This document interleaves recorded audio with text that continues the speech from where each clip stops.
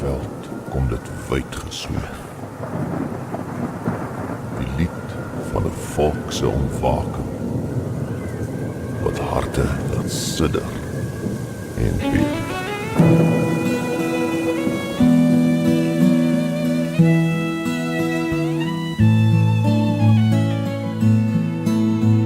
Ek smoeg vir die vrese waarmee ons moet lewe, vir guns en vir moord en vir rape. Ek smoeg vir die bad news, vir Zuma en sy views, waarna ons op TV moet kyk. Ek wil nie meer hoor hoe ons tieners begrawe, oor niemand hul steur aan die wet. Ek wil nie meer lees van affirmative action, of beklei om te hou wat ek het. Gee vir my 'n nuwe geit, 'n Koos Du Plessis en 'n Delary, wat liedjies sing en skryf en stry oor die mooi van ons land en ons reg om hier te kan bly.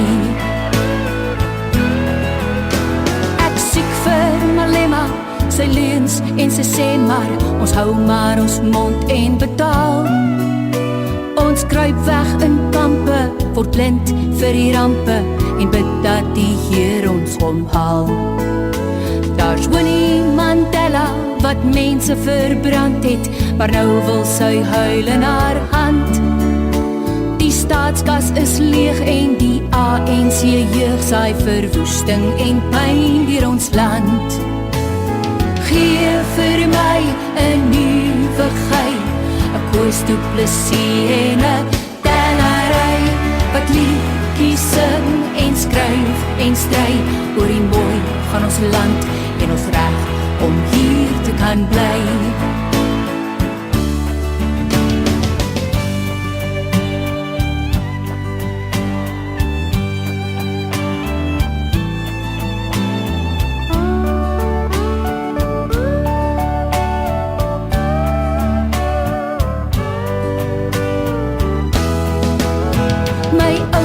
Se bloed het betaal vir die grond waar sy kinders se kinders kan bly. Maar sy huis en sy lande is nou in die hande van die vyand teen wie hy moes stry. Ons kinders verstaan nie waar kom al vandaan nie, hul erfenis is uitgewis. Geen volkslied of vlag nie en geen erewag nie vir die helde wat daar nie meer is. Gee vir my 'n nuwe geit, 'n Koos Du Plessis en 'n Delary, wat liedjies sing en skryf en stry oor die mooi van ons land en ons reg om hier te kan bly. Gee vir my 'n nuwe geit, 'n Koos Du Plessis en 'n Delary, wat liedjies sing en skryf en stry oor die mooi van ons land en ons reg om hier te kan bly. En ons reg om hier te kan bly.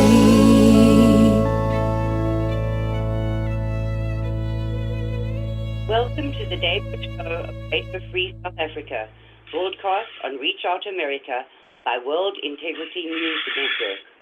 Our call-in number is 347-850-1243. This is your host, Karin Smith. I would like to thank Bobby and his incredible team for giving South Africans such a huge platform to shine a light on the genocide happening in South Africa, to which the world is turning a blind eye and a deaf ear. Our intro music is an Afrikaans song by a South African mother, wife, and activist, Sunette Bridges. The title in English is Enough. Enough of the murder, the rape, the pleading for the right to remain in a country where your ancestors forged a first world African powerhouse and where now whites are no longer welcome. As this is a new audience, I thought it best to introduce the subject of South Africa by airing the true history of that country, not the fabricated one that the media has told to the world. I'm very fortunate that Cuan Elgin, a South African author of the wonderful book, Ulala, the true history of South Africa, has agreed to join us and give us the benefit of his research and knowledge. Welcome, Cuan. Thank you, Karin. It's a pleasure and a privilege to be on your show. I always enjoy doing shows with you, Cuan, because you have such a wealth of knowledge due to, I'm sure, many years of research into the history of South Africa. Could you just tell our listeners a little bit about yourself and your tourism industry experience, which led you into this whole thing of South Africa? Sure, Karin. I'm now in my late 50s, and I've spent the last 35 years in tourism development in South Africa. As I'm sure your listeners know, South Africa is a magnificent country, scenically, and in fact was voted recently the most beautiful country in the world. We're very proud of that. And our wildlife, of course, is world famous. Our game lodges or safari lodges are magnificent. And I was very involved for 35 years, right from ground level to chairman of tourism companies, etc. So I got very familiar with the whole industry and the Southern African region. And when it came to approaching the age of 50, my wife and I decided we would invest in a game ranch ourselves, either one of our own, a smallish one, or buy into a bigger enterprise. And to do that, we decided to take a journey around South Africa and have a really good look at all the places that appeal to us. So we spent 6 months basically camping and traveling. We did the equivalent of 15,000 miles, and we went to every corner of the country and had a good look. And what shocked me was, first of all, the towns' names were being changed wholesale. Towns that had been established by our trekker forefathers, we called them voortrekkers. That's where the word trek comes from. The pioneers, very similar to the American pioneers. Yours headed west and ours headed north and east. Yours encountered hostile tribes, and so did ours. Our ancestors found vast areas of the hinterland unoccupied. They had been basically cleared by a genocidal campaign of the famous or infamous Zulu king or general, Shaka, who many will have heard of. He never really clashed with the whites, in fact. In fact, he found them quite fascinating. There were a number of whites who made contact with him, and he utilized their medical knowledge to cure himself of various ailments and wounds from attempted assassinations. So he had a good relationship with the few whites he did meet, but he took it upon himself to forge a new nation. The Zulu nation is a very new nation. It's younger, in fact, than the Afrikaner Boers, than the white tribe of Africa. The Zulus are actually a younger tribe. They were forged in the early 1800s by Shaka Zulu, and he force. He attacked the surrounding clans and tribes and either wiped them out or assimilated them into the Zulu nation. He was a brilliant general in the African context, and he pioneered the pincer movement that they used so effectively, the horns of the buffalo, as they call it, with the experienced warriors as the anvil in the middle, they're the head of the bull, and the younger warriors as the horns. They would be the fleet-footed warriors, and they would surround the enemy. And he even adapted the technology that they had, which was pretty primitive. They had learnt iron making from the Arabs on the east coast in their migrations down into southern Africa. As they were migrating south, the whites were migrating north. And he shortened the throwing assegai, the spear, which was not particularly effective against the hardened cowhide shields, and he shortened it into a stabbing assegai, rather like a Roman gladius. So it was used more for stabbing than for any other purpose, and he insisted on a very strict regime of training for his troops. They had to go barefoot into battle, so they, over thorny and stony ground, they trained extensively, and their feet were so hardened they would go into battle barefoot, as opposed to their opponents, who were generally wearing the regulation sandals, which can hinder a man in battle. And he essentially wiped out those tribes which didn't assimilate, and he undertook what was called the Great Crushing. the Difakani or Umfakani, depending on the inflection, and he cleared virtually the entire interior of South Africa. There were scattered clans on the periphery, including what became the Sotho tribe, S-O-T-H-O, pronounced Sotho, which is now Lesotho, the country, a landlocked kingdom, mountain kingdom in the middle of South Africa, independent. And they were basically the remnants of the Great Crushing, and they formed a conglomerate tribe under a fairly enlightened king called Moshesh. And other than them, the rest were all, as I say, wiped out or pushed right out of the country. Not long after his genocidal campaign, he was assassinated by one of his brothers called Dingaan, who did clash with the whites. Dingaan was a treacherous type, and, well, he murdered his own brother for starters, although that was fairly common, I think, in those days, all over the world, but certainly in the African context. And he passed away. Dingaan took over, and Dingaan basically carried on the work of Shaka. And he was equally effective as a commander and as a military campaigner, but he pushed his people too far very often, and he began to make enemies. Shaka had a similar approach, and he made his men work to the bone. Sometimes they'd just get back from a campaign, and he'd send them out again against real or imagined enemies, often on cattle raids, stealing women to bring back to breed with, etc. And one of his generals, called Mzilikatsi, which means the Great Road, the Great Wanderer, didn't come back from one of the raids. He managed to capture a lot of cattle and women, and he decided he'd keep going. So he carried on north, and he ended up in what was later called the Transvaal, across the Vaal River, Transvaal. And he attacked the trekkers at some stage, and he was heavily defeated a number of times by the Boers, as they were called, which is just merely the Dutch word for farmer, but these were wandering trek Boers. And they pushed him across the Limpopo River into what became ultimately Rhodesia and then Zimbabwe.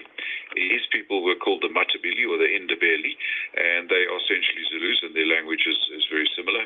And they settled in what became Zimbabwe by crushing the resident tribe there, which was the Shona. Robert Mugabe, the dictator of Zimbabwe, is in fact a Shona.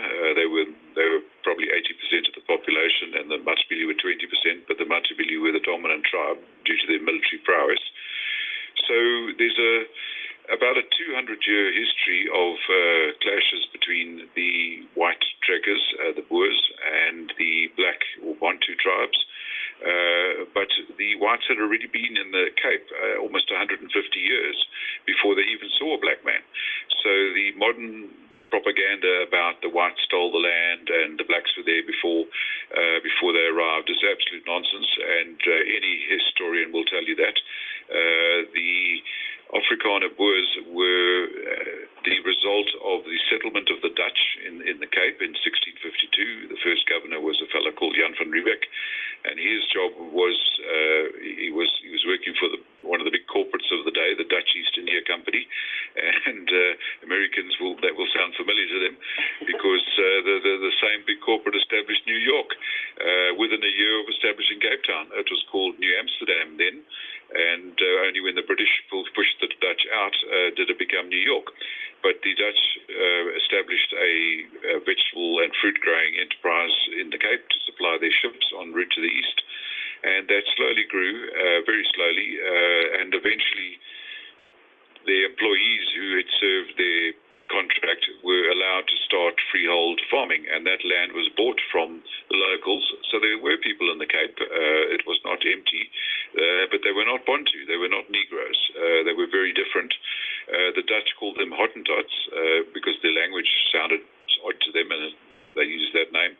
And there was a lesser tribe called the Bushmen, or a small ethnic group called Bushmen. They still call themselves that, but the official name is the Hottentot is the Khoisan, which means men of men, Khoi, beg your pardon, men of men, and then the Khoi San, which are the Bushmen, who means men who have nothing. They were called that by the Khoi, the Hottentots, who were slightly taller, slightly more advanced people. They were essentially Stone Age. They had no real metalworking technology other than some copper, which they would find in the area, but no ironworking to speak of, and they were wandering pastoralists, so they never built anything. They traveled with animal hired tents. They had longhorn cattle, fat-tailed sheep, dogs, etc., but virtually no technology. And the Bushmen, even more so, they were real Stone Age men, and they were famous for their little poisoned arrows, which they would use to hunt the Hottentots' cattle. They just thought of them as more easily hunted game.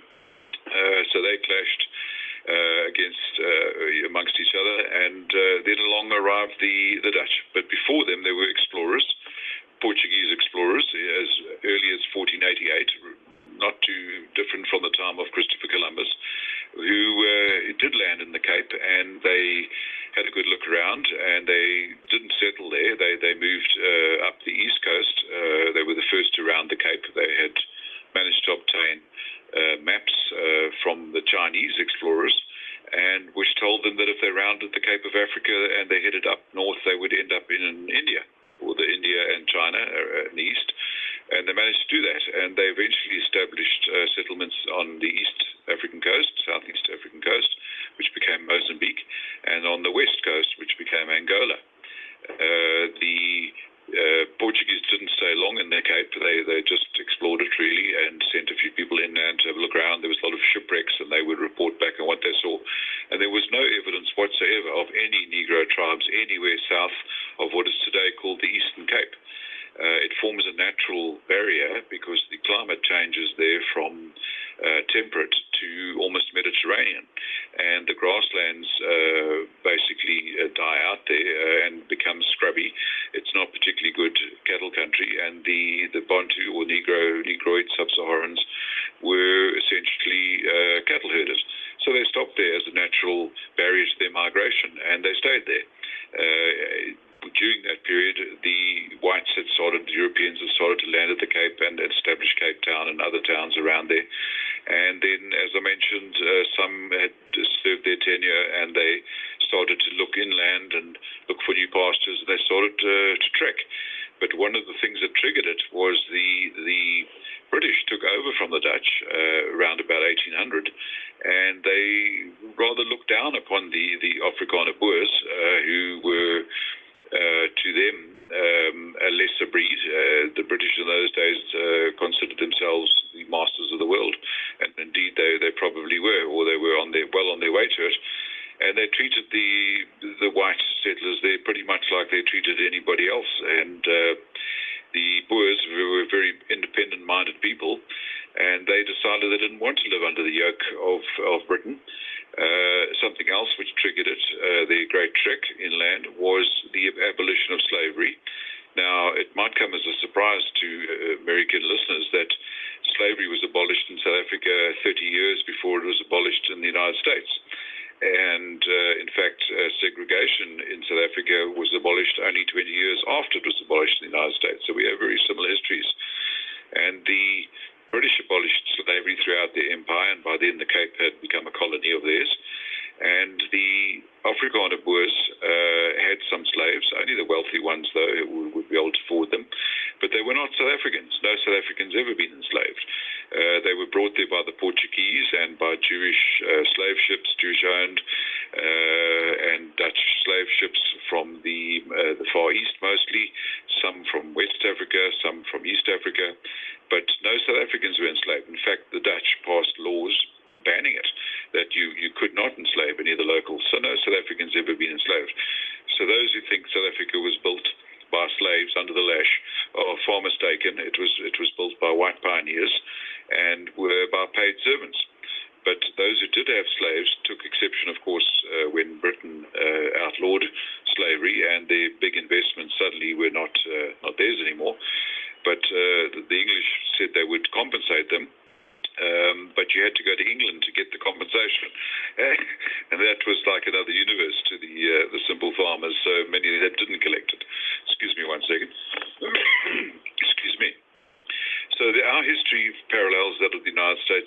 mostly. And the big difference is that we were never a majority here. It was a very slow-growing white population. In fact, the Dutch pioneers headed inland and dispersed into the interior, and the Dutch East India Company actually discouraged the trek. They didn't want anybody trekking away. They wanted them all there working for them and selling their produce to them at the prices set by them. So very much a monopoly, and they actually discouraged European settlement right from the beginning. They also banned intermarriage between the races. They passed what they called a placard, which is a proclamation or a poster. They would put them up, and it banned any kind of consorting between Europeans and the locals, the Hottentots, or the Bushmen, or with slaves.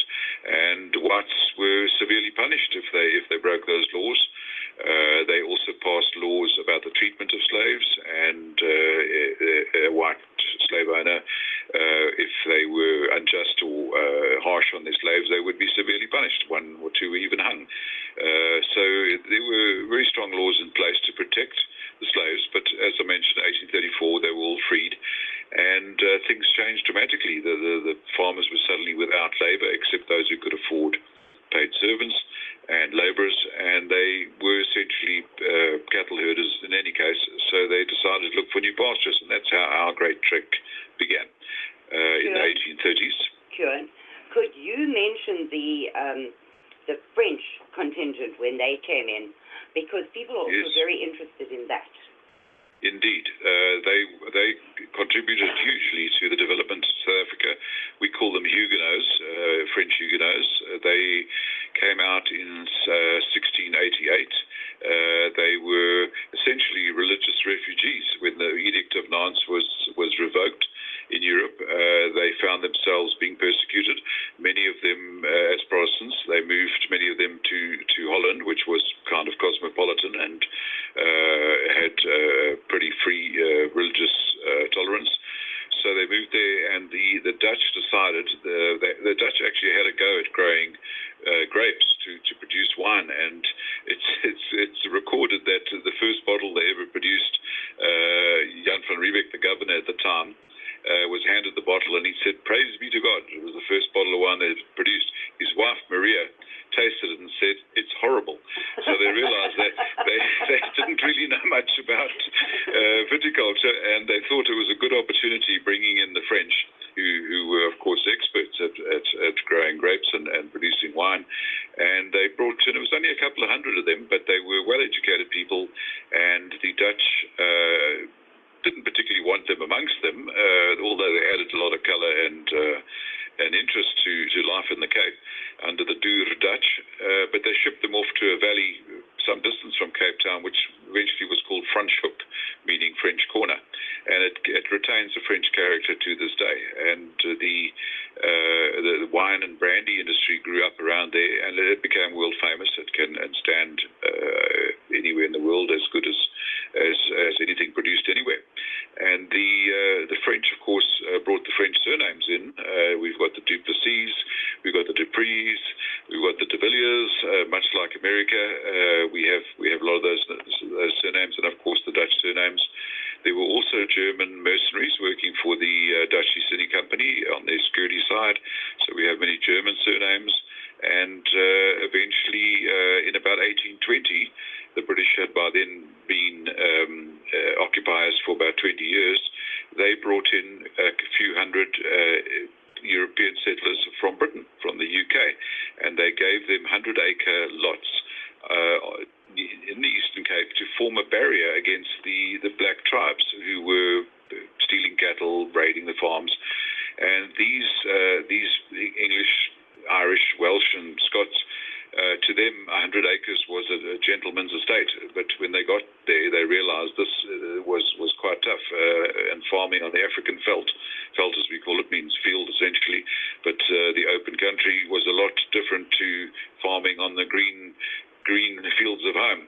But they got stuck in, and they established some very successful farms, and to this day that area, the Eastern Cape, to a large extent is still English speaking. And this buffer zone that was formed, unknown to them, they were then attacked frequently by the Xhosa tribe, Xhosa, who actually produced Nelson Mandela eventually, were also cattle herders, and they saw this influx of whites on their boundary with their cattle, so they thought, well, let's go and steal some, and that started it. So the first real clashes were there, and this is now 1,000 miles from Cape Town, so it was 1,000 kilometers, but a fair distance from Cape Town. So by then, the whites had spread inland, the Europeans, and that shows you in itself that the black tribes, the Bantu tribes, had only migrated down as far as a great distance from Cape Town, and it was between 130 and 150 years after the first European settlement in the Cape that they actually even came into contact with them. So the claim that they have now that they own all the land and the whites stole the land is absolute rubbish.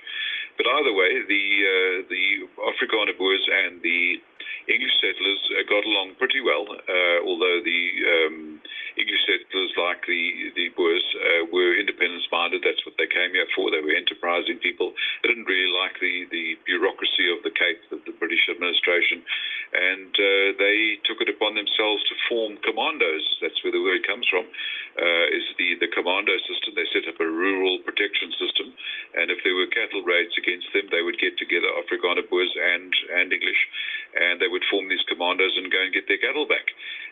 The British by then had started to become something what we would call today liberal, and they objected to the fact that these farmers took it upon themselves to seek retribution and to get their cattle back, and this created more animosity with the British administration in the Cape, and that was a further factor in many trekking further north and further inland.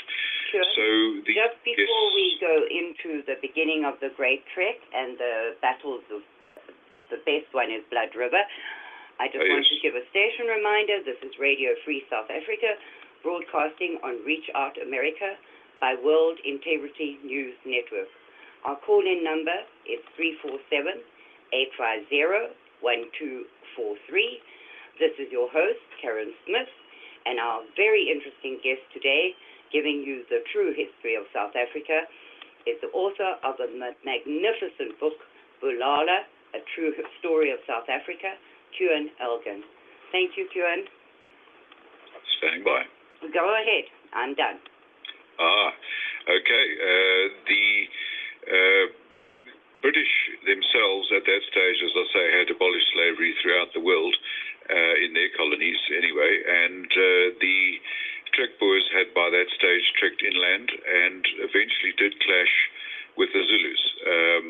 The Boers sent emissaries to meet the Zulu king at that time, who was Dingaan, who was the one who followed on from Shaka, who murdered Shaka, and they sent a delegation of about 70 men to meet him and to ask if they would have any objection to the Boers living alongside them on the open land alongside the Zulu kingdom, so good neighbors. In a diplomatic way, they approached them, and Dingaan, being an African chief, expected great gifts, and perhaps they didn't bring enough great gifts. But either way, he came up with an idea, and he said that some few thousand of his best cattle had been stolen by a rival clan, and if the Boers went and got those herds back for him, he would favorably consider what he regarded as a petition to live alongside the Zulus. And off they went, and they recovered these cattle after some skirmishes with this tribe, and they brought them back to Dingaan as agreed. And they also managed to capture some horses which this tribe had, which were in fact stolen from Boers in the first place, because there were no horses in South Africa. The Europeans brought them in, and they were essentially mountain ponies. They were nowadays called a Basotho pony, but they were originally Boerpad, or farmer horse, basic biggish pony, and they brought these back as well, but they kept them because that wasn't part of the deal. It was just the cattle. Dingaan saw this, and he wanted the horses as well. So they said, well, that wasn't part of the deal. So this created a bit of animosity, but it led to what was a brutal slaughter. It was just one of the factors, but Dingaan was, as I mentioned, a treacherous type. And no sooner had he actually signed the land treaty, agreeing to the Boers being able to live alongside. Remember, these were emissaries. Their people were waiting in their lagers, the circled wagons, some distance away, waiting for the good news that they could move into Natal, as it was called. Been named that by the Portuguese because they'd first explored it around Christmas in 1488, and they called it Natal, Nativity, and alongside Zululand. And they had no sooner signed this deal, Dingaan and the Boer emissary, who was called Piet Retief, then Dingaan, the Zulu king, shouted out to his bodyguards, "Bulala Abatarati, kill the wizards." The whites, they considered them wizards because of their technology, and that's the title of my book, Bulala. I will explain as we go along that there's a number of bulalas in the book, but essentially in Zulu it means destroy or kill. So the Zulu impis, as they called the warriors and the regiments, they fell upon these 70-odd Boers and brutally slaughtered them, dragged them off to the place of execution, bludgeoned them to death, impaled them, and they made the leader, Piet Retief, watch, and then they killed him. But unbeknownst to them, he'd already tucked his copy of the agreement, the treaty, into a leather pouch. And the Boers who were waiting some distance away, a couple of days' ride, waiting for him to come back and tell them that he'd signed the land deal, they had no idea that this was going on. They assumed that things were going smoothly. And the next thing they knew, they were attacked by thousands of Zulu warriors who swarmed over the landscape and attacked these lagers, these undefended lagers, these wagon trains.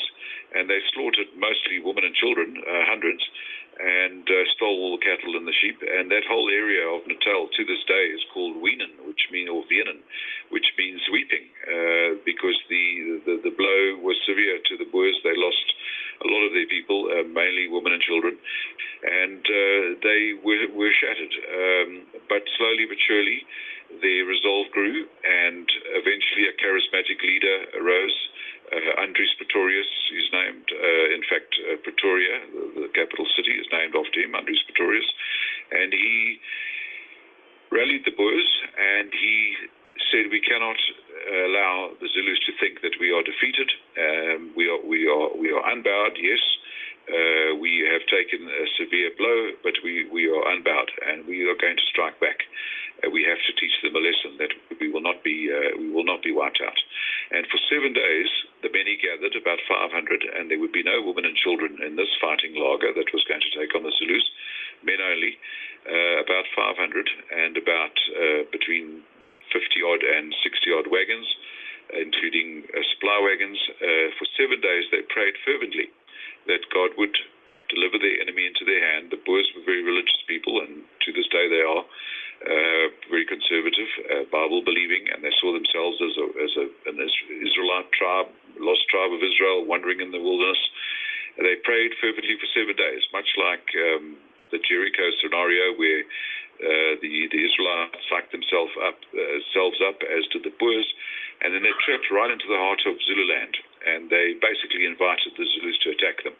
But Andries Pretorius was a cunning military tactician, and he chose the ground and very cleverly sited what became a killing field alongside the Nkome River. And Nkome, depending how you spell it, can mean cow, but it can also mean worthy of praise, this particular river. It became known as eventually, after this phenomenal battle, as Blood River. And there has been no battle in the history of mankind anywhere in the world like this one. And I can say that quite confidently as a military historian, and any military historian will agree with me, where the 500 Boers were attacked by up to 20,000 of the best black or Bantu Negro warriors in Africa. The Zulus were undoubtedly the best, and they were attacked. It was a day-long battle, and the Boers completely and utterly defeated the Zulus. But the phenomenal thing is, although they killed thousands of Zulus, and the padre, the pastor of the Boers, Cyril Celia, counted 3,500 Zulu bodies around the lager himself, and that's not counting the ones who went off and died elsewhere or dragged away. So they killed thousands, literally, of the Zulus, and they never lost a single man. The Boers never lost one man. There has been no battle in history like that. Some have been great defeats or great victories, depending on your point of view, but always even the victorious side will lose some men. Not in this case. They never lost a single man. It completely gone towards Dingaan's capital, and he fled. But to this day, they keep that day.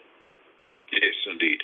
It's called the Day of the Covenant, because they made a covenant with God that if he delivered their enemy into their hand and gave them the victory, they would commemorate that day, the 16th of December, as a Sabbath, and they would teach their children to do so. And the day has been kept as a holy day, as a Sabbath to this day. And the Boers, the Afrikaners, will gather on that day and have church services at the Voortrekker Monument in Pretoria and various other places. So it's a very special day in our history, a great milestone for the Afrikaner Boers, the white African tribe, and the greatest milestone perhaps. Afrikaners, Boers, they do realize their existence, their sheer existence is very much dependent on divine intervention. Old Zulus who were interviewed many years after the battle, who survived the battle, reported that it was not so much the Boers firing from between the wagon wheels that defeated them, but giant white soldiers in the cloud that hovered over the laager all day. This is what they said. They saw angels. And in my research since then, after writing book 1, Bulala, I'm busy with the second. I've come across other diaries where Zulus were interviewed who survived the battle, and some have said they saw cavalry flowing over the hills towards them, white horses with white soldiers, giant white soldiers, gleaming armor, and as they called it, long knives, presumably swords. They saw this coming towards them. Of course, the Boers never saw them. They didn't realize they had angels on their side, but certainly they prayed for divine intervention, and they got it. So the Battle of Blood River, very, very well documented. It's well described in the book in Bulala, and all the military strategy is there. It's a fascinating battle to read about, and I think anyone who has any interest in South Africa needs to read about that battle, and I would suggest that they do further research and check if what I'm saying is true, that there's been no battle like it in military history worldwide in the history of man. That's how important it was. And interestingly enough, the current president of South Africa, Jacob Zuma, is a Zulu. He's the first Zulu president this country's ever had. The first black president, of course, was Nelson Mandela, but he was a Xhosa. And the Zulus looked down to some extent on the Xhosa. They considered them a lesser tribe. But either way, they were much more involved in politics. And of course, Mandela, the famous statesman, took over the country in 1994. And his successor was Thabo Mbeki, also Xhosa. But today we have Jacob Zuma, the first Zulu president. And he has been heard to say to his indunas, his chiefs, that he's here to avenge Blood River. Now, you won't find that documented, but there were journalists there who understood Zulu, and they heard what he said. But he has exposed himself, because he will dance on stage like a tribal on national TV, and he'll sing songs about killing whites. And in his animal skins, very often, yes. When he kind of shows that picture to the rest of the world, because in a European civilization, it is unthinkable that somebody would dress up in leopard skins and feathers and things on his head and dance around and sing about killing the white people. It is just so unpresidential that the rest of the world can't wrap their head around that. So we need to paint that picture. It is indeed mind-boggling for a president of a country, and South Africa, bear in mind, was a first world powerhouse under the whites. Unfortunately, it's heading downhill fast, and I say that with a sore heart, because I am South African and I've spent most of my years here, and I've seen the entire transition from white rule to black rule, black majority rule. Incidentally, the whites are less than 10% of the population here. We're about 8.5% now. That might surprise many listeners. Of a population of officially 55 million, we are around about 4 million, and we've never been anywhere near 20% of the population, even in history. So the white population has shrunk, as many good South Africans have left, and with the changeover, and the black population has exploded. So we are now well less than 10%. But to return to our illustrious president dancing on stage, he will sing things like, we are going to shoot the Boers, they will run. And when he was challenged on this, that this is hate speech and how can a president dance on stage and sing about killing an ethnic minority in his own country, his reply was, no, that's a struggle song from the old days, from the freedom struggle.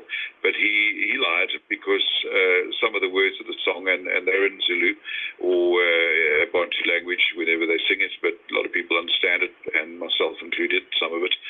And one of the things they say is, we the cabinet will shoot the Boers. Now, that's a new thing. There was no black cabinet until 21 years ago. So that is not an old struggle song from the old days. That's one they've updated. And the threat is real, and we take it seriously. And there's a video. You just go to YouTube and type in Zuma sings about killing whites, and up will come a video with subtitles in English, and you'll see exactly what I'm saying. There is the president of South Africa dancing on stage and urging his followers to murder whites. Unbelievable. And as a result, the murder of Boers, particularly farmers, but white people in general, has gone, the statistics have gone through the roof.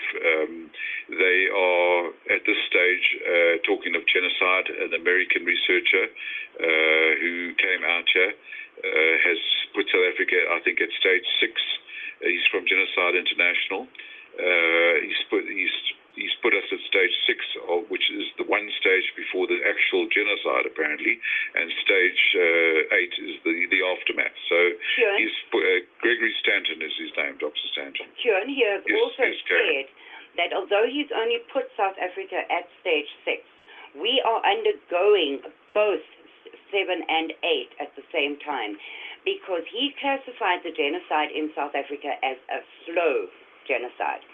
So it's all happening very slowly, in that there are not thousands of bodies in the streets every day. So it's easy to ignore it, but he has said that the actual carrying out of genocide plus the denial are already in place. So in this case of South Africa, it is really hard to put them on any of the stages correctly, because it's all happening, but slowly. You're absolutely right. It's a creeping genocide. It is characterized by absolutely brutal and sadistic attacks on our farmers. The statistics are fudged by the regime. They categorize it under ordinary crime. But there's nothing ordinary about boiling babies in boiling water, or burning old folk with hot irons, or disemboweling women after they've raped them, etc. This is not ordinary crime. This is brutal genocide. It is terrorism. The statistics, as I say, are always fudged because the government doesn't want it categorized as anything but ordinary crime. But apparently 4,000 odd farmers, specifically tens of thousands of white South Africans, have been murdered since the ANC took over. But 4,000 farmers specifically, out of about a total of 40,000, that we never had more than about 40,000 commercial farmers. So, and they feed the nation. If our population is 55 million and we have 40-odd thousand farmers, then every farmer is feeding more than 1,000 people. So every farmer we lose, there's 1,000 less meals. But the bottom line is that proportional to our population, it would be the equivalent. I saw some statistics the other day, somebody worked it out quite carefully. It would be the equivalent of about 100,000 American farmers being murdered on their farms in brutal fashion in 20 years. You would call it genocide. We certainly do. We're an ethnic minority. We're under siege. We're under attack. And the world has turned a blind eye, because the liberal world demanded that South Africa hand over the reins of government to a democratically elected, which was inevitably going to be a majority black government. And we held back communism for decades, but eventually, South Africans grew tired of being the pariahs of the world. They grew tired of their sons being sent off to the borders and losing people in action. They grew tired of it. We had sanctions against us. It was not nice being a South African for decades. We were the pariahs of the world because we wouldn't allow a black majority government to take over. But we knew very well that they were a communist-backed government, and people who think that communism died when the Soviet Union fell apart are severely mistaken. It's an international phenomenon. It's ongoing. It comes in many guises now. It's called socialism. It's called liberal democracy. You call it what you like, but it's essentially socialism. And their first order of business, every communist takeover, is to get rid of the landowners, generally the agricultural people who hold the most land, get rid of them, just like the kulaks in Russia after the revolution. Do away with the landowners, then you get to control the food. And if you control the food, you control the people. And that's exactly what's happening here. And the ANC, it wasn't even 10 years after they took over. They've been in power 21 years now. It wasn't even 10 years after they took over that South Africa went from a net exporting country for agricultural produce to a net importing. It took 9 years for them to actually ruin our agricultural economy. We only have to look to our north, our nearest neighbors, Zimbabwe, where they did the same thing. They drove the white farmers, the commercial farmers off their land. The agricultural economy collapsed, and now something like 40% of the Zimbabwe population is in South Africa, trying to find work because they're starving there, and their money is absolutely worthless. They had inflation in the trillions, believe it or not, of percent. They had $1 trillion Zimbabwe notes. It's a joke. With expiration dates on it. With expiration dates on the money, Cuan. I mean, honestly, this money is good until this date. The sheer comicness of that is unbelievable. How can anybody in a civilized country even imagine a thing like that? Yes, it would be funny if it wasn't so tragic. Yes. And to recreate that same scenario in South Africa, which it appears the current regime is trying to do, is ridiculous, laughably ridiculous. And we were a first world powerhouse. The rand, our currency, was stronger than the US dollar when the whites were in control. It was 2 to the English pound. There were 2 US dollars to the rand. Now I think we're sitting at 20 to the English pound, so it's worth a tenth of what it was. We around, I think, 12 to the US dollar.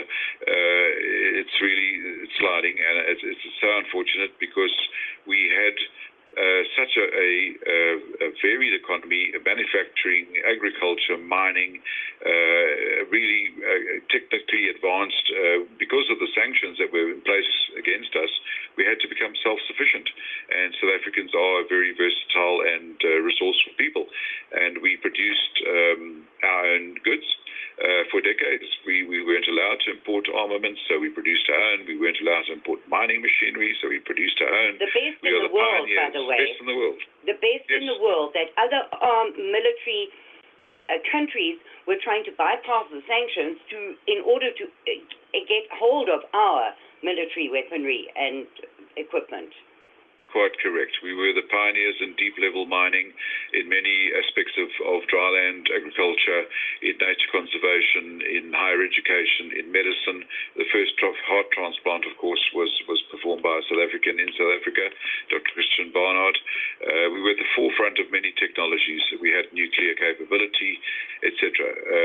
And the shame of it is that instead of taking what was given to them on a plate, on a silver platter, this first world powerhouse, and welcoming the fact that the whites had handed it over without a massive civil war.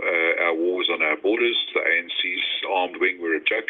In Cuan, the spear of the nation, they called themselves. All they did was put bombs in restaurants and in civil places and kill civilians. They were pathetic, and the real threat was on the borders, which was a communist infiltration, and backed on the one side by Russia, and on the other side, the coastal area, by China, and through Zimbabwe and through Angola, and we fought conventional and bush war against them. In fact, the biggest land battle in Africa since the Second World War was fought at Cuan in Angola in 1988. where it basically fought to a standstill between the communist forces, which included 50,000 Cubans and Cuban and Russian tanks and MiGs, etc., that were thrown into the conflict. And eventually, I think both sides realized that this was now escalating. South Africa, as I say, had a nuclear capability. The communists were aware of that. So things were looking quite bleak.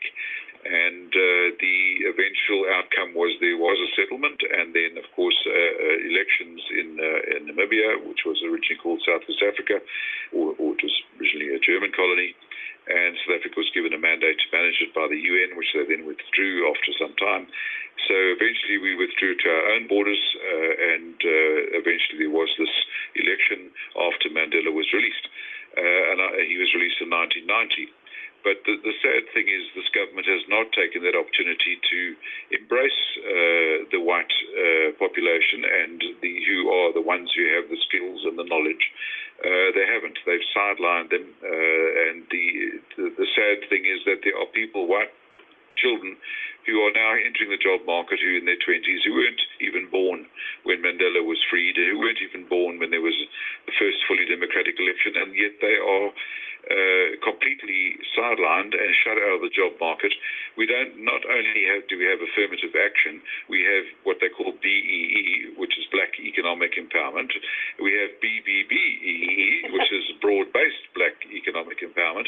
And the chances of a white getting a job in any parastatal is virtually zero.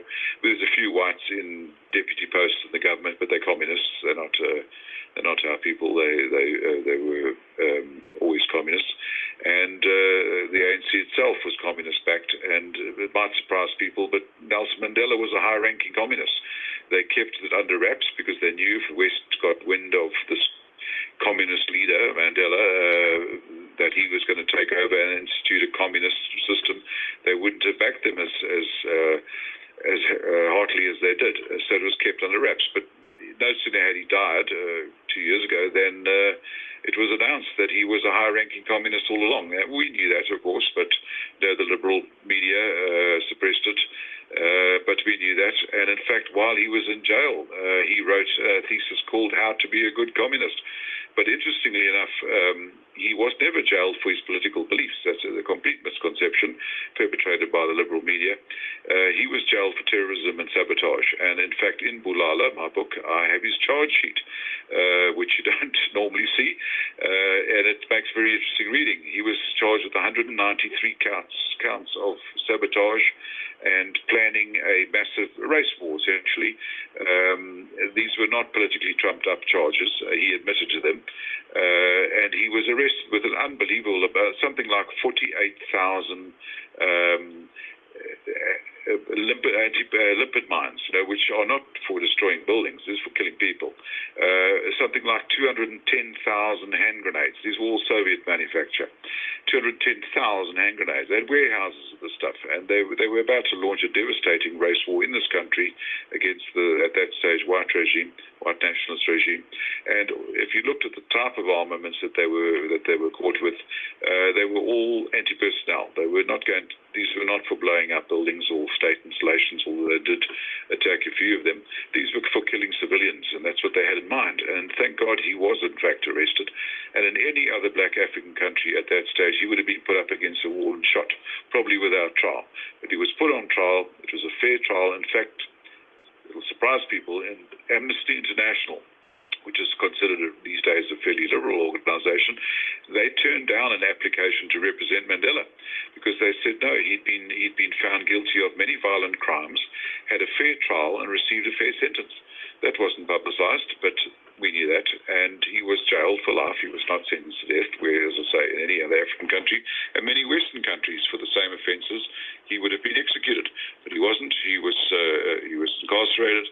He spent the first part of his sentence on Robben Island. Everybody knows that, but what they don't know is that the latter part of his sentence he spent on the mainland, in a cottage, in the grounds of a prison, with a swimming pool, with a secretary, with a butler.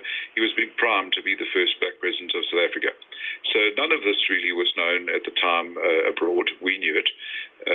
So we have been subject to massive propaganda, anti-white South African propaganda for decades. We are not evil Nazis.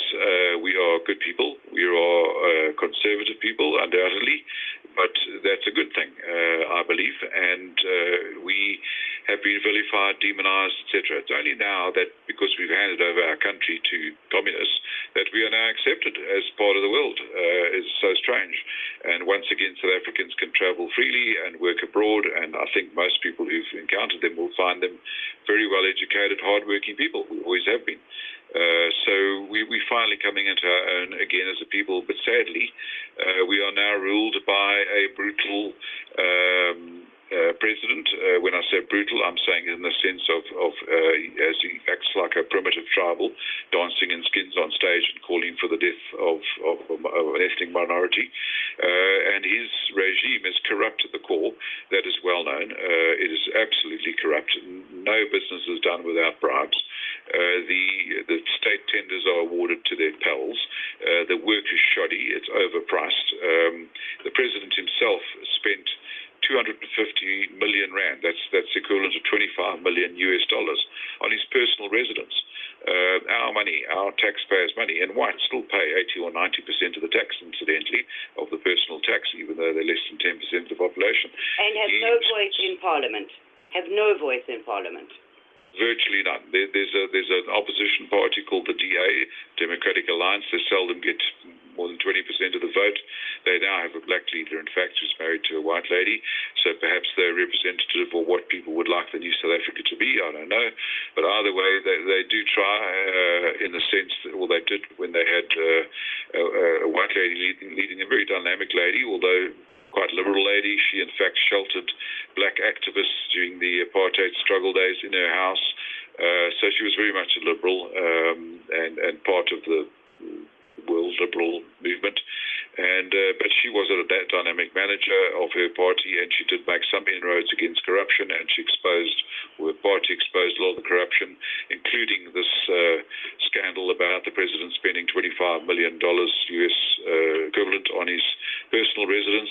And when it was brought up in Parliament, he laughed in the face of the taxpayer. He said, "Oh, it's just, why are you making such a big fuss?" He treated it as a joke. Because corruption, as we all know, is the Western paradigm. It does not apply to Africans. Well, it seems that way. Those were his words. It's a Western paradigm. It doesn't apply to Africans. Well, it seems that many things don't apply to Africans. I had the surprise of seeing one of the spokesmen, or perhaps he was self-appointed spokesman, saying that the 10 commandments are Eurocentric and they don't apply to Africans. So there's your starting point. And but, yes, they declare themselves a Christian nation, and one of the biggest Christian organizations in South Africa is ZCC. Correct. That's the Zion Christian Church. Yes. Jokingly known as the Zulu Country Club. Yes. ZCC. And they go there bear in mind, Karin, they're not Christians in the sense that we would imagine. They're very much ancestor worshipping type Christians. So there's a mix of voodoo, black magic, as there is in virtually all Negro religious throughout the world. You've got this mixture of black magic and voodoo and Christianity. And Haiti, I think, which of course was originally a French colony, and the slaves then revolted and killed all the French and took over. They actually made a pact with the devil. They literally wrote out and signed a pact, the government, with Satan, that if he helped them destroy and throw out the whites, they would serve him for the next 200 years. Amazingly, that was in their constitution. And that expired, incidentally, just shortly before the massive Haiti earthquake, so old Satan wasn't around to protect them from that. But either way, I believe you have to be a Catholic priest first to become a voodoo priest in Haiti. Quite strange. So they have this strange mix, and they say about 80% of even urbanized black Africans in South Africa still visit witch doctors, still go to what they call traditional healers. You can get a sick note from a witch doctor. If you don't arrive at work, you can arrive the next day with a sick note from a witch doctor saying... Hold that note, that thought. We're coming up to a station break, and I'd love you if you actually have details of any of those sick notes, because In the scheme of the world, they're hilarious. In actuality, they are very sad. But we're coming up to a station break, and we approximately have 2 minutes, and we'll be back with you. You're listening to Radio Free South Africa, broadcast on Reach Out America by World Integrity News Network. Our call-in number is 347-850-1243. And we're back with Radio Free South Africa, broadcasting on Reach Out America by World Integrity News Network. This is your host, Karin Smith, and our wonderful guest for today, the author of the most fabulous book, Bulala, A True Story of South Africa, Cuan Elgin. And we're back, Cuan. You were talking about getting sick notes from Sangomas in South Africa. Indeed. I haven't personally, but they are now recognized as legitimate medical practitioners. And yet those, or as you call them, Sangomas. Say again, Karin. And yet those are the same people telling their followers to that sex with a virgin is the answer to AIDS. Yes, all kinds of strange witch doctor type cures, but yes, literally you can arrive at work after being off sick with a sick note from a witch doctor in South Africa now. We were, as I mentioned, at the forefront of medical technology under the nationalists, the white nationalists, who produced somebody like Chris Barnard, he's an Afrikaner, who performed the first heart transplant in the world. And we have, to this day, despite everything, we still have amongst the best medical care available in the world. And people might not know it, but in the days of apartheid, the much vilified system, which was very controversial because it was essentially segregation, a black person could walk into a state hospital and have a heart operation for R1, which is now worth about 10 American cents. A token amount, free state care. The standard has dropped now, unfortunately, as it always seems to do in Africa. But I'm not trying to be gloomy.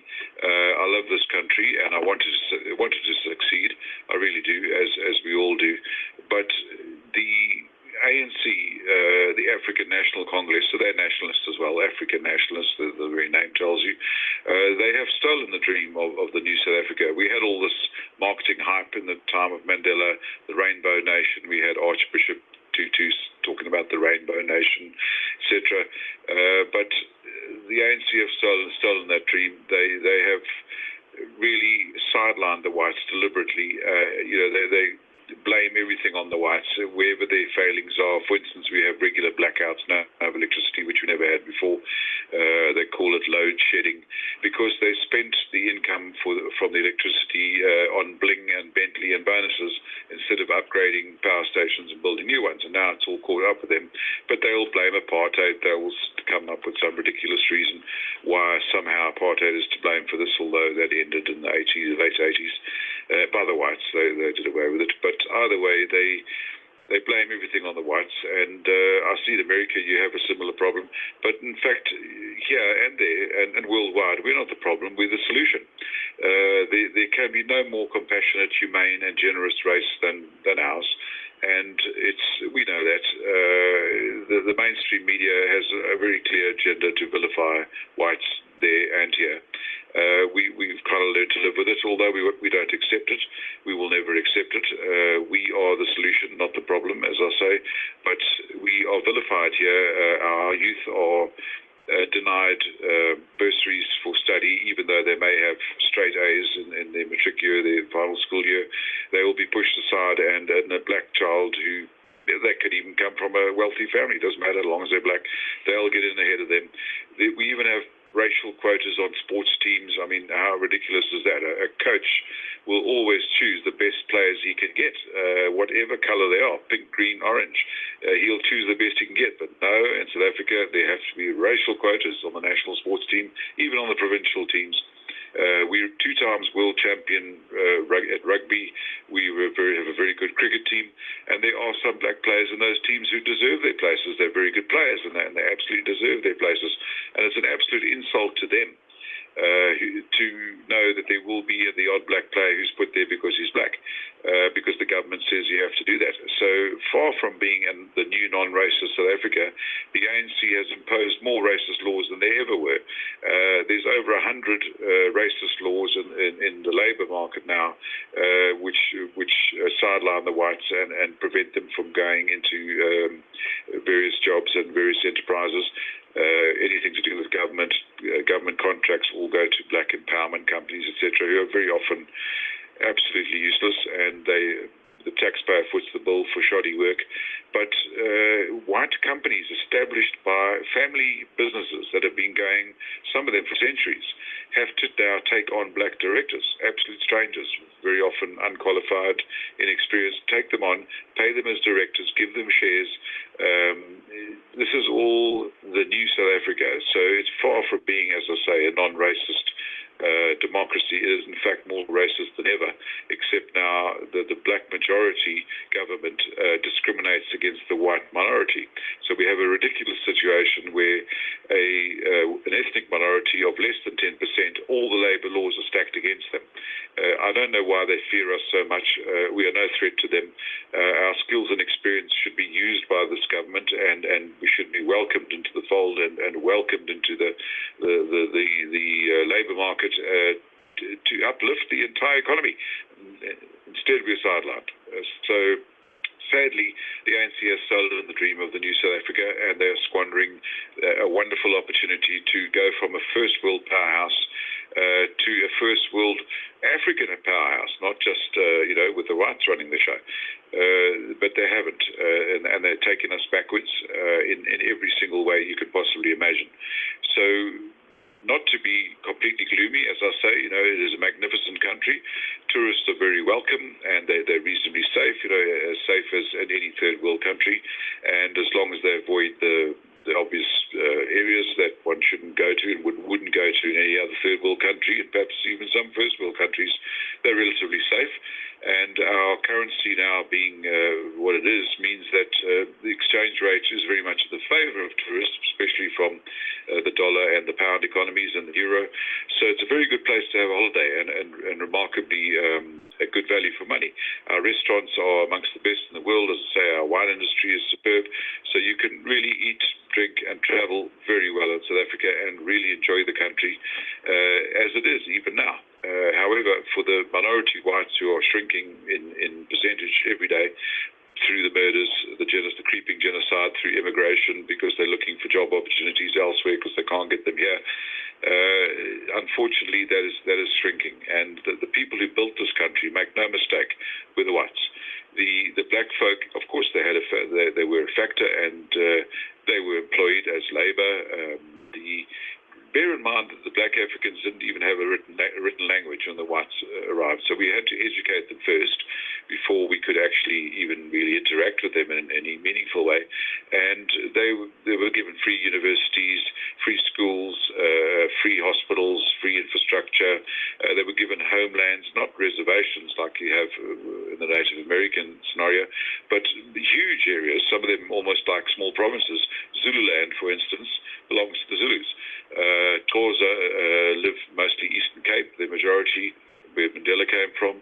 Every tribe, and there's 9, has a homeland. Every black tribe has a place they can say, that is my tribal homeland. It was given by the white government, given for free. And infrastructure installed, airports, dams, roads, schools, clinics, etc., for free. But yet somehow the whites are the problem. And it's a ridiculous scenario where the only tribe, you could say, which is the white tribe, that doesn't have a homeland is the white tribe. Every other one has. So we were foolish enough to think, I suppose, in the old days that we could maintain the status quo indefinitely. And militarily we could, but who wants to spend their life in the army and giving up your job every year for a few months to go and serve on the border, etc.? It was not a good way of living, and eventually the world pressure on South Africa became too much. Musical concerts all over the world, people holding up their lighters, praising the demigod Mandela. We were very much under pressure to hand over our country, and it eventually happened. But those amongst us who are sensible knew this would happen, that it would head this way. I suppose many hoped against hope, but this is Africa, and this is how it works, and this is the way it's going. So sadly, we are not progressing in most technological fields. We're going backwards. We are not progressing in terms of infrastructure. We're going backwards. The country is heading towards third world status, undoubtedly. We have huge areas now which are no-go, really, for whites. They wouldn't go there. They wouldn't be safe. We have areas which were formerly beautiful suburbs with no big walls and fences, just open gardens and lovely and safe and clean, are now being trashed and have become crime hotspots. We have small towns where the administration has been taken over, obviously, by the majority, where the white ratepayers, as we call them, the municipal taxpayers, they pay the vast majority of the tax, although they're the smallest ethnic group, and the rest live off it. We have sprawling squatter camps around most of our towns now, who get free electricity to a certain amount, free water, free houses, everything virtually for free. They get welfare payments. Little towns turn into carnivals once a month, or they call it All Pay Day, which is Welfare Day. Thousands of people arrive, God knows from where, and they all collect their welfare and head for the bottle store and the supermarket and do all their shopping, etc. You hardly see a white face, yet we are the ones who are actually paying for this town and who pay for the upkeep. The administrations of these towns now, as I say, are very much ANC, most of them, except for in the Cape, where many are DA, the Opposition Democratic Alliance. But they pay themselves exorbitant salaries. At present, we're staying in a small town, the Karoo, less than 10,000 people, and the town manager gets the equivalent, I think it's probably about $200,000 a year. I think that's a pretty good corporate salary anywhere in the world, and he's running a village. So this is how the ANC builds its power base. They pay exorbitant salaries to essentially half-qualified people. In fact, the top three in the little town, the municipal manager, the financial manager, and what is he? His operations manager, something like that, some fancy title. Their three salaries alone is bigger than the entire maintenance budget for the entire district. So nothing gets maintained, but they will live high on the hog and have fancy cars and own properties all over the place. This is how the ANC builds its power base. And once you're in, you're in. And even if you get caught for corruption, you're simply redeployed to another town where it takes a while before they cotton on to you, and so it goes on. So the country is, unfortunately, the administration is utterly corrupt, utterly inefficient, and the stress and the strain on the taxpayer, the white taxpayer, is growing by the day. I have two questions for you from the chat room. One is, do you consider leaving, Cuan? Do you yourself consider leaving? Karin, that's a very good question. I can leave any time I want. I've spent many years abroad. I'm well travelled, and I can leave any time I want. But I'm an African, a white African of European descent. Our forefathers have been here for 360 years. This is my country. As I say, the whites have been here as long as any of the black tribes, far longer, in fact, in many cases. So no one must tell me that this is not my country because I'm white. That is absolute garbage. So I'm here for the long haul, Karin, if that's your question. I want to see this country succeed, but I think it has to go through what every country in Africa seems to go through when you have a handover from, let's say, colonial powers, although we were not a colonial power. We were, in fact, Africans, but white Africans, and been here for centuries. The colonial powers were Britain and the Dutch, not us. We were the ordinary folk. But either way, Africa seems to have to go through a collapse. The country collapses economically, and the infrastructure falls apart, and then they realize they actually don't know what they're doing. They don't have the skills, they don't have the experience, and they start asking the whites to come back. We've seen it in Zambia, we've seen it in Namibia and Zimbabwe, and various places, Congo, you name it, where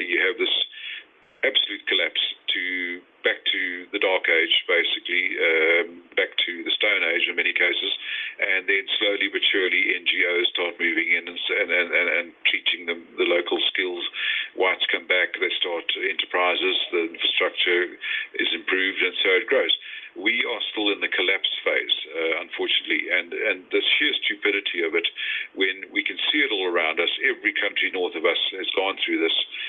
Why we have to go through it as well is absolutely beyond me. I can't take these people seriously if they think that they actually have to get rid of the whites to govern. We are not the problem. We are the solution. We don't have a say really at all. We have virtually no political voice. We're not a threat in any way. Yet we have a pool of resources and skills and knowledge and qualifications and the will and the way to do things. Yet we are sidelined. We have magnificent entrepreneurs amongst the whites and blacks, of course, who are trying very hard against all odds. So we established this country in spite of Africa, and we are trying to hold as much of it as we can together in spite of Africa. Rhodesia, of course, was a tragic story, as is now Zimbabwe. The economy is destroyed. It's gone from the breadbasket of Africa to the basket case of Africa. Our Rhodesian said to me once in those days, he said, "You've got to understand, Africa never gets better. It just gets worse. So you've got to enjoy it while you can." So that's all very well, but we have children, we have grandchildren to think about. We can't just go around enjoying ourselves. We have to establish a civilized society. We have to have law and order. We have to have the rule of law. We have to have a strong economy. We have to have good infrastructure. We have to attract foreign investment. You still there? Yes, I'm here. Okay. My dog took exception to that. My dog took exception to that statement. Very good. I agree with him. Or her. We need to attract foreign investment. We need to have stability. Fortunately, we have a slowly growing. When I say it's not fortunate that it's slowly growing, but we have a growing middle class of black folk. Thank God, because they also will have mortgages and hire purchase on their cars. They'll have kids at school that they need to pay fees for, etc. They also need stability. They need good governance. They need incorruptible officials, etc. And that's what will save this country. If we can build a black middle class, or they can build themselves to the extent where they actually get these palookas, I have to say it, who are currently in government out and get proper leaders in place who know what they're doing and who are educated and efficient and non-corrupted. That is the big thing. The prime object, it seems, of the current regime is to gather wealth as quickly as possible before it's all gone.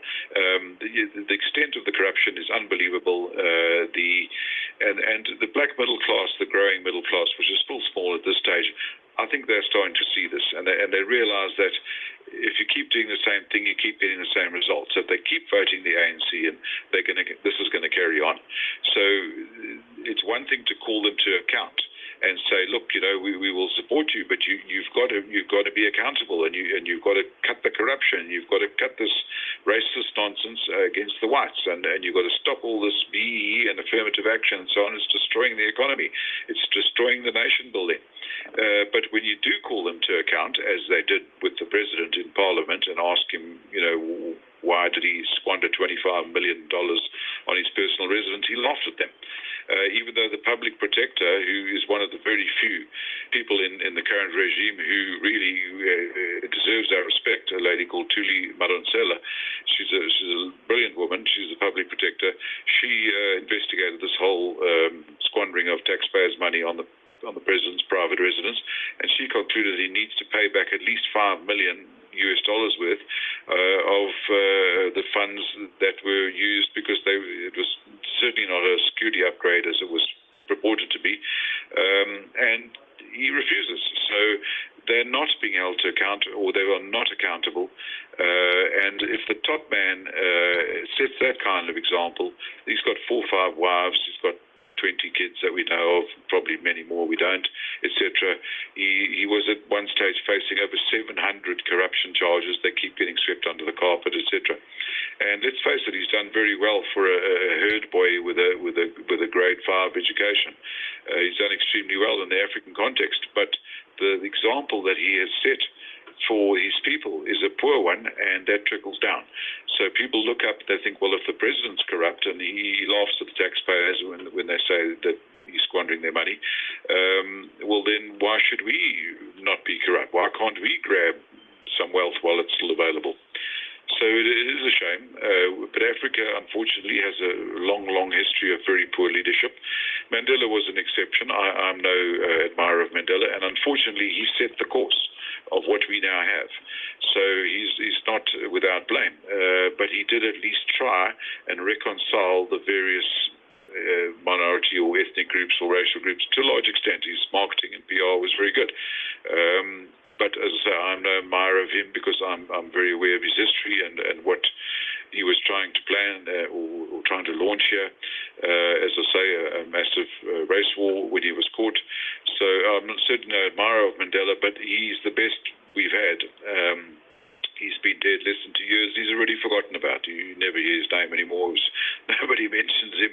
He's dead and forgotten. And we've got these guys running riot with their corruption, and the example being set, as I say, is a very poor one. Karin, the bottom line, I think, from the point of view of the white South African, is that we're here to stay.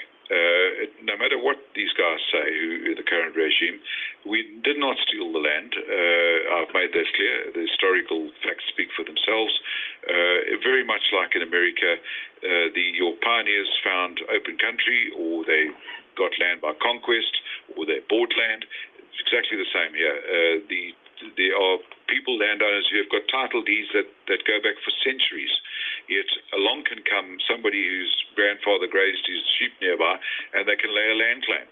And the government actually pays, the ANC pays the legal fees of the claimant, but the poor farmer has to come up with his own legal fees to fight the land claim. And it's such a shame because the Afrikaner, the Boer, the farmer, as we call them Boers, is the backbone of this country, the food producers, yet they are the ones who are most under threat. It's a great shame. And I mentioned earlier, in answer to your question of what did I find out there when we travelled, I found farmer after farmer telling me the same thing, that his farm, which his father and great-grandfather farmed and have title deeds for, is under threat of land claims, or his neighbours have all been murdered, or they keep cutting his fences and stealing his cattle, and the police do nothing. And unfortunately, the commando system, which was so effective, which was established over 200 years ago by English and Afrikaner farmers, has been outlawed. The commando system was scrapped by the last president, Thabo Mbeki, because they didn't want armed whites out there protecting themselves. So they were disarmed and disbanded.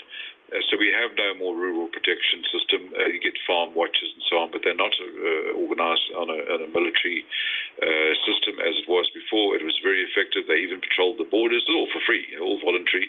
Now the borders are hardly patrolled at all, and consequently Africa is just flooding in, and we've got millions. The official estimate of the population is 55 million. Some say it's more like 70 million, much like you have in the United States. Massive illegal immigration, we've got the same. They're not bringing investment, they're not bringing skills, they're just bringing crime, squalor, and squatting around the towns, and then demanding housing and demanding electricity, etc. And it can only go so far. The borders are porous now, much like yours appear to be in certain areas. And the very big difference between the United States and here, I think, is that you, as the European descendants, are still the majority there, although some might argue that's changing fast. But we have never been the majority. In fact, we're a tiny minority, yet we've managed to build this country for 360 years, but we're not in charge anymore. And there's a big warning there for America. What you see happening here is inevitable there if you allow things to go the way they are here. If you allow massive massive third world immigration. If you allow, you have a different set of rules for people's behavior. If you're a black person, you're allowed to do certain things and get away with certain things, but if you're white, you're not. You can't have that. If we're going to have non-racism, it's got to be across the board. It's got to be the same rules for everyone, the same standards of behavior. We watch your political situation quite closely here. We've always admired America. We've always seen the parallels, and your history is very similar in many ways to us, except, as I say, you've always been the majority. We've always been the minority. So not only are we the minority in South Africa, north of us is another 1,000 million black Africans. There's literally a billion of them, and there's nothing to stop them heading south now. So things look a bit bleak from that point of view. But if America can learn the lessons of South Africa, then I think it will go better for you. And the media is half the problem. The mainstream media, it's very clear they have an agenda to play down black on white crime, as they do here, and play up the tiny amount of white on black crime. We, as I say, as a race, are surely the most compassionate and humane and generous people on earth. Yet we constantly vilified. Yet who is responsible for virtually all the crime? Who is responsible for virtually all the murders? It's not us. But if you were to follow the mainstream media, you'd think it was. So there's definitely an agenda. There's no question about it. The same problem we have in Europe now as well.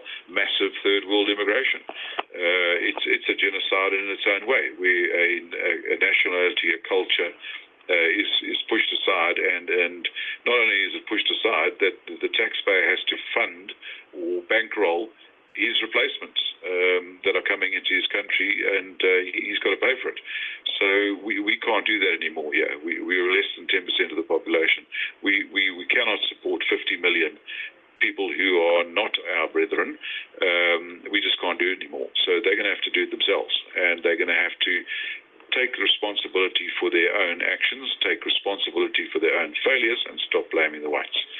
So there is hope as long as we get sensible leaders. So we live in hope. Cuan, a question I have been asked, and I unfortunately do not know the answer. During the apartheid years, when each of the black tribes had their own area, why did we, the white South Africans, allow them to overpopulate our world to such a degree that we became the minority in our own world? It's a very good question, Karin, and it's one I'm afraid there's no clear answer for. You know, we only have ourselves to blame for that. We allowed squatting, we allowed influx, and the strange thing is, even under the apartheid regime, the so-called white supremacist regime, which was nothing of the sort, of course, they were trying to build the country in spite of this influx. Why was there an influx? If it was so bad, why were they streaming in from north of us, black Africans, looking for work, like seagulls following a fishing boat? That has always been the case. Wherever the whites have established a town or any kind of enterprise, blacks arrive in droves, and it's always been the case. There were no towns in this country. There were no roads. There was no infrastructure. There was nothing. There was a wilderness. The whites came, established towns. The blacks moved to those towns to enjoy the benefits of civilization. The whites employed them. And then, as time developed, of course, the servant became the master. They outbred and outpopulated us, and now we are dictated to. But we always were, in this country, a minority. We always were, unlike America, where the pioneers eventually outnumbered the indigenous. But our indigenous, as I say, were not the black African. They were still moving down here, migrating down, as we were landed and migrated up. And the people caught in between were this tiny little ethnic group, which were called the Hottentots, the Khoikhoi, who are not, in fact, Negroes, and very different. They look very different, and they are very different. And in fact, they speak Afrikaans, most of them. They've gravitated more towards the whites than towards the blacks. They don't speak Bantu languages, black languages. They speak Afrikaans, the language of most of the white people, or the majority of the white people. They identify much more closely with the white people. They don't consider themselves black, they consider themselves coloured, and there's a difference in South Africa, surprisingly. The people who call themselves coloured and call themselves black are very different people. So we allowed, and through compassion to a large extent, we established hospitals, schools for the black folk because they were ignorant and uneducated. The universities and schools were established by the whites, not by the blacks, and they were established for the blacks to a large extent. Now we have a situation where even those universities which were predominantly Afrikaans curriculum, Afrikaans speaking, Afrikaans culture, they are now being forced to do away with that, and the Afrikaner culture is very much under threat. The rectors of the universities now get replaced by affirmative appointments. A new word came out the other day, an affirmatron. We now have affirmatrons, superheroes who are built up to be something special, but in actual fact they're only there because of their race. So we affirmative action to the nth degree, and unfortunately the standard of education is now dropping. The Minister of Education unashamedly says they're going to drop the percentage requirement to pass a matric so that you can go to university, which is all very well. But it means that the true professional who happens to be black will be looked at as an affirmative, and that's an insult to them. If selection on merit, what happened to that? So there are good black professionals in many of the professions, and they unfortunately are the victims of affirmative action, because there are other black professionals in their profession who are only there because they're black. They've been pushed through the schooling system, they've been pushed through university, they've been pushed into these positions, and they don't have what it takes. Unfortunately, they don't have the culture, the education, the experience. So it's a double-edged sword. But we are largely to blame. And let's face it, there were those amongst us who became lazy, who became arrogant, and decided they could afford black servants to let them do all the work. There were those white people who did that, and they've paid the price. The servant has become the master. The towns which were established by whites are now overpopulated with blacks, and we can't keep drawing the line black, white, black, white. We're all South Africans at the end of the day, but then we have to embrace all ethnic groups and equal opportunity for everyone, not special opportunity because you're black. That is just pure racism, and it's unacceptable in a democratic system. And there was a referendum many years ago amongst the whites at that stage who controlled the government. They were promised a new constitution. They were promised power sharing. They were promised this wonderful vision of the new South Africa, the Rainbow Nation, as long as they vote yes. And almost three-quarters, two-thirds did vote yes. But there has been no power sharing. There's been an absolute grab of the economy, a grab of everything. And there is no power sharing. There's virtually no whites in government. As I say, the very few that are there are communists, blatantly. They don't even hide it.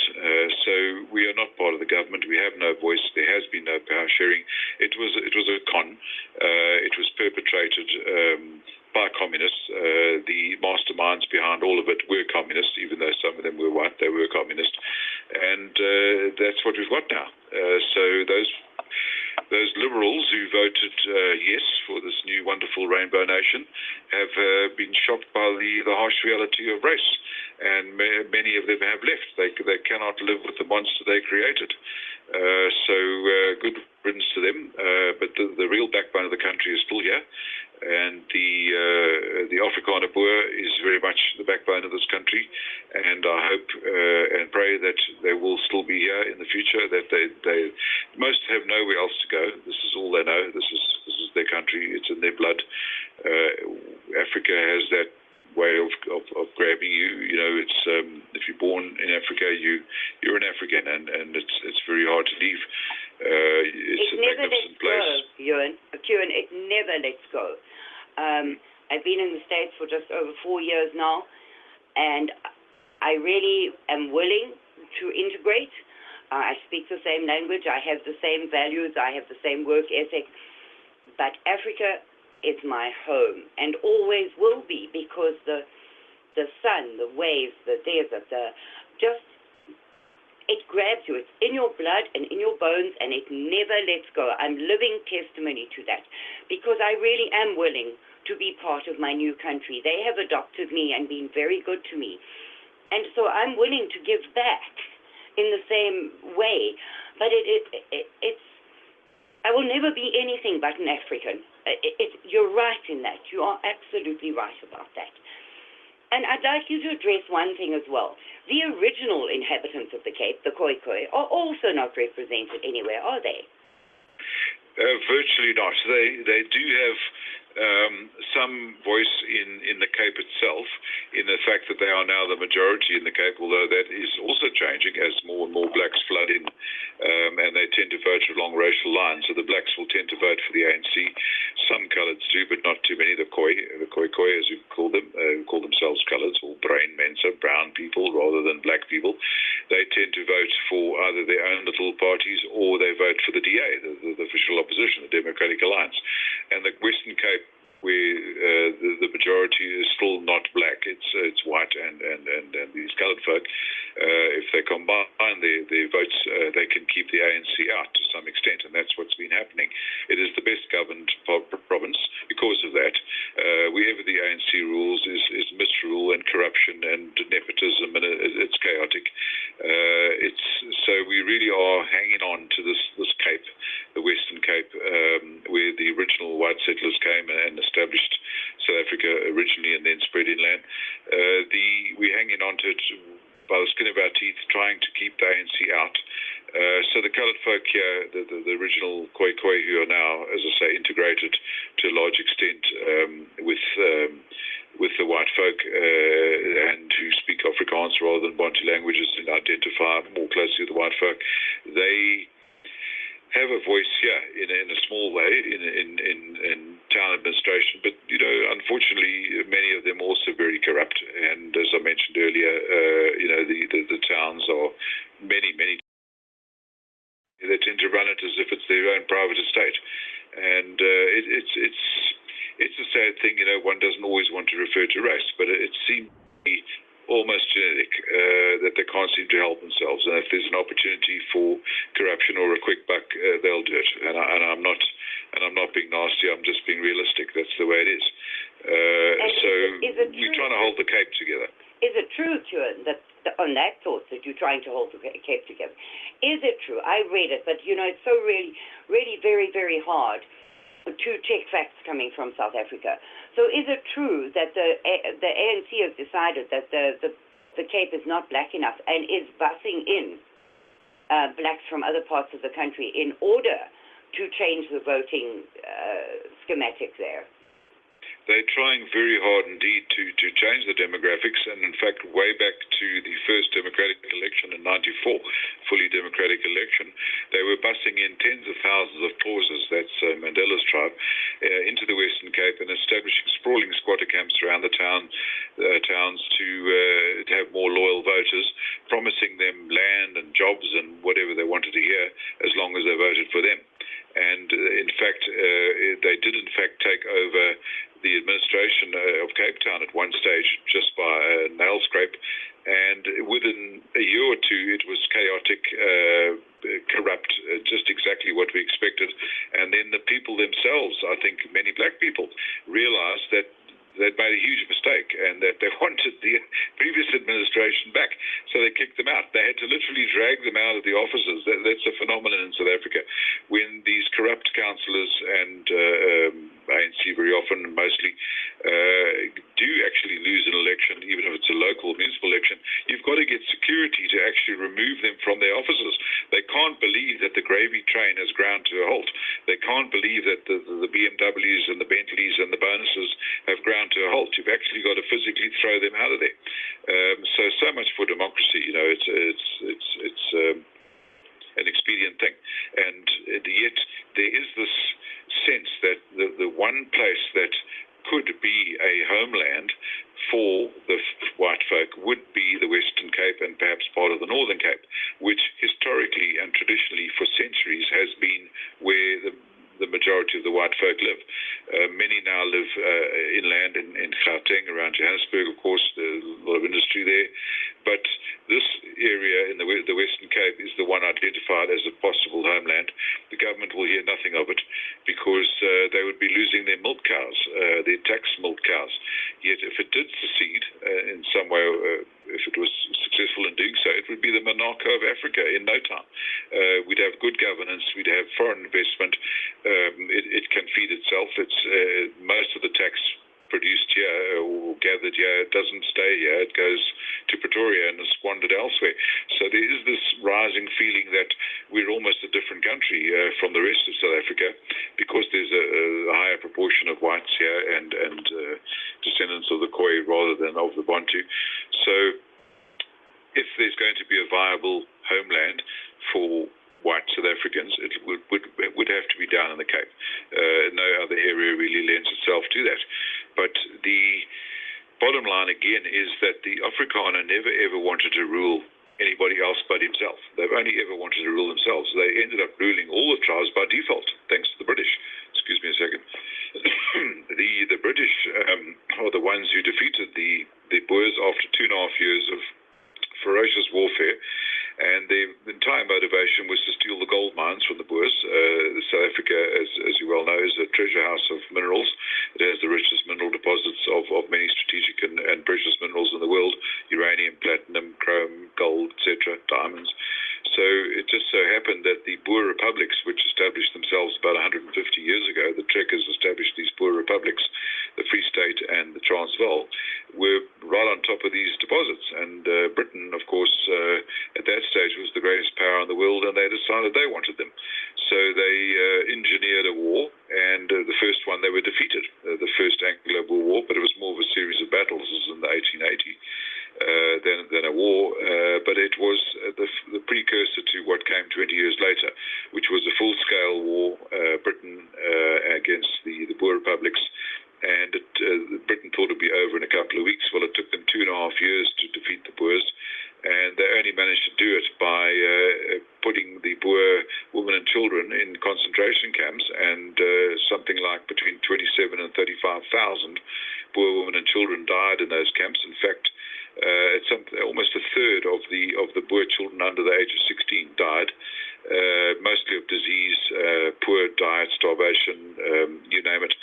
They were amongst the first concentration camps as such. This is in 1900, and the Boer population was severely reduced. The Boers' farms were burnt. Something like 60,000 farms in those days, was more of a rural economy, were burnt to the ground. The orchards were chopped down, the stumps were poisoned, their crops were burnt, their cattle and sheep were taken or killed by the British, and they utterly destroyed these two republics. And the British then governed for the next 10 years. They then created what they called the Union of South Africa. So the two Boer republics became provinces, the Orange Free State and the Transvaal, which was originally the Zuid-Afrikaanse Republic, or the Boer Republic of the Transvaal, and the Free State. Those became simple provinces. Natal, which was a colony, became a province, and the Cape Colony, as it was called, was a province. So there were suddenly four provinces ruled by one administration. The British ruled, and then eventually in 1948, the Boers, or the Afrikaners, managed to gain a majority in Parliament, and they ended up once again, after almost 50 years of being second-class citizens in their own country, they ended up with the reins of power. But by default, they ended up ruling the whole country. But they never wanted that. They only ever wanted to rule themselves, and that's all they've ever wanted to do to this day. Yet they've never been given that opportunity. The Boer republics, which were model republics in many ways, lasted 50 years before the British crushed them. So Britain has had a very great influence, not all of it good, on this country, some of it good, but they've always treated the Afrikaner Boers as another African tribe, yet when it came down to it, that tribe never got its homeland like all the other tribes did. So it's a great shame, and as I say, to this day, all the Afrikaners ever wanted is to rule themselves, not everybody else. That was by default. So I hope, I pray that the Afrikaner and the Boers, very much one and the same people now, that they have not become disheartened, and that they have not given up on the dream of self-governance on their own land. I do hope that they keep that dream alive, because it is the only way they will survive. And the integration has not worked. They deserve it, Cuan. They do. They have worked so hard, shed so much blood. They inherited apartheid from the British. They tightened up the laws, but they inherited a lot of those laws from the British. Quite correct. Alfred Lord Milner was the first administrator to institute separate living areas, separate land for the blacks and whites, etc. He was a British governor, and very, very much behind the Anglo-Boer War in engineering it. He was a brilliant administrator, but he passed a lot of the apartheid laws, which are today considered that the Afrikaners did them. No, as you quite rightly say, all they did was refine them, but those laws were already in place by the British, and the influence of the British has been enormous on this country. And then, of course, when the time came for the change in the world, and when the winds of change, or the wind of change, was sweeping through Africa, as Harold Macmillan said, and Britain was abandoning her colonies to the locals, or to the natives, as they called them, there was no thought of any kind of guarantees or security for the minority white populations in all those countries. In most cases, the whites were slaughtered, like in the Congo, and in Zambia they were chased out. Rhodesia, which became Zimbabwe, they were chased out. But we're not about to be chased out. There's almost 4 million of us. Survivors, you have to be in Africa, and we're not pushovers. We are not a threat to this current regime, not at all. If only they would embrace the whites. If only they said, listen, we recognize that you made a huge contribution to this country, most of it good. We embrace you as fellow Africans, and we want to work together. We want you to help us to grow this country, to develop this country. Then we would have hope here. We would have a hope of succeeding as a country and reverting to first world status, because we're heading away from it now quite speedily. But they haven't done that. They are too short-sighted, small-minded, greedy, corrupt, and unless a good leadership arises soon, this is not going to get better. So unfortunately, Britain has kind of left us to it. They don't seem to have much influence anymore. They don't speak out about the genocide of our farmers and our white people. They don't have a thing to say. But they were very vocal in the anti-apartheid campaigns, etc. Apartheid was a self-defense mechanism, essentially, by the whites to survive. If they were a tiny minority, they could not have millions of blacks flooding into their towns like we've got now. So they said, all right, separate living areas. There's your homelands. You live over there. If you want to work here, that's fine. But then you can stay for a limited time only, etc. So they basically tried to institute a self-defense mechanism to survive. That's been taken away. It's gone. It's been gone for almost 30 years now, since the late 80s. And the end result is exactly what we knew would happen, is that we have a massive influx of unskilled people, uneducated people. They're not bringing investment. All they're bringing is crime, corruption, squalor, and that is the way it's going.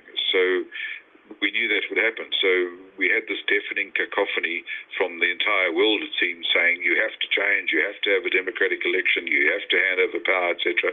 But we knew the end result would be what we've got now. So for decades we held it off, but it was essentially inevitable, and now we have to live with it. And all those liberals who had so much to say, many of them, as I say, can't live with the monster they've created. They've left, or we don't hear a peep out of them. And the people who could speak up, who did demonstrate outside South African embassies in the bad old days and say we want change, we want this and we want that, where are they today? I have to ask. Why aren't they outside the South African embassies now, saying we want an end to the genocide of the whites, we want an end to affirmative action, black economic empowerment, racist labour laws, land grabs, which is not land redistribution, it's taking from those who produce food and giving it to people who've got no idea how to farm, purely on a political expediency, and as a result, the average farm last 2 years was a productive commercial farm. Within 2 years, it collapses. And as I say, it only took 9 years for the country to go from a net exporter of food to a net importer under this regime. And they've been in 21 years now. So really, the sense must prevail if this country, and not just us as white South Africans, but if this country is to survive, sense must prevail. So we are asking for American, British, European parliamentarians, senators, statesmen to speak out. Not in terms of any kind of racist statements at all. We have to moderate our language. We have to talk of nationhood. We have to talk of culture. We have to talk of history. And we have a proud history and a proud culture, and we're a proud nation. And we deserve their support, as you so rightly say. We deserve their support. We deserve to be here. We have every right to be here. History, anyone makes even a cursory study of the historical facts will see we have every right to be here. We did not steal this country. We built this country from a wilderness to what it is today. And unfortunately, the regime that's taken over is a corrupt one, and it's communistic, and it's nepotistic, all the bad stuff. That has to be recognized and addressed, and fearlessly, and openly, and vocally. And we're asking for the support, which I know we have a lot of, from America especially. There's a lot of conservative Americans who are very concerned about what's happening here, and rightly so, because they see that their country, their magnificent America, can go the same way if they don't learn the lessons the harsh lessons that we are learning right now. Cuan, we have 5 minutes left, so if you would like to just tell us where we can get your book, and thank you very, very much for once more being on my show to educate the world in what the reality of what was and what is South Africa. Always a pleasure and a privilege, Karin. Thank you very much for having me on. The book, which is currently out, is Bulala, B-U-L-A-L-A. It's available in the United States very easily from Sacred Truth Publishing. Sacred Truth, I can give you the email address. It's STM, Sacred Truth Ministries, actually, STM at Mounet, MOUNET.com. You can write directly to them, or just look it up. They have a website called Christogenia. You can get the book on Amazon, and interestingly enough, the price in America is $18.38, which is exactly the same as the date of the Battle of Blood River. I think that is quite significant. Anywhere else in the world, you can get it on Amazon. You can order it through any major bookstore, any bookstore. In fact, it's on the system. You can get it, but in America, the easiest way would be to go directly to the publisher. It was first published in America, and the direct route is probably the best one, so email them stm@mounet, or MOUNET.com, or look up Sacred Truth Publishing, or look up Christogenia. The book is on there. Alternatively, as I say, Amazon and a host of other internet book sites, it's available.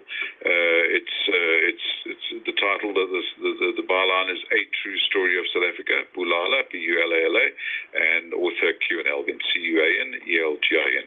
So thank you very much indeed for allowing me to punt my book.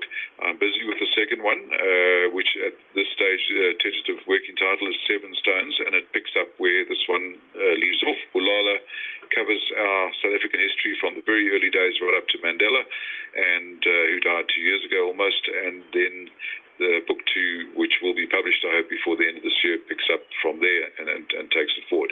But it's a rollicking ride through our history. It's not dry, old, boring stuff. It's an adventure story. It's exciting. The battles, the blood, the smells, the dust, it's all there. We've had rave reviews all over the world, magnificent feedback from readers, and anyone who wants to know the story of South Africa, I urge them to read it. And on a personal note, I would urge you to as well. I thought I knew South Africa and South African history, but that book opened my eyes and has painted a million colorful pictures in my head that I'm able to speak to on air. So I thank you, Cuan, for that, because you really have given me a lot of insight, which I did not have. Thank you, everybody, for listening. We will be back the same time next week, Radio Free South Africa, broadcasting on Reach Out America, World Integrity News Network. Thank you so very much.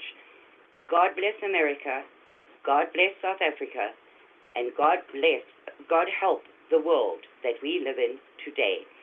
And I'm playing out with the national anthem of South Africa.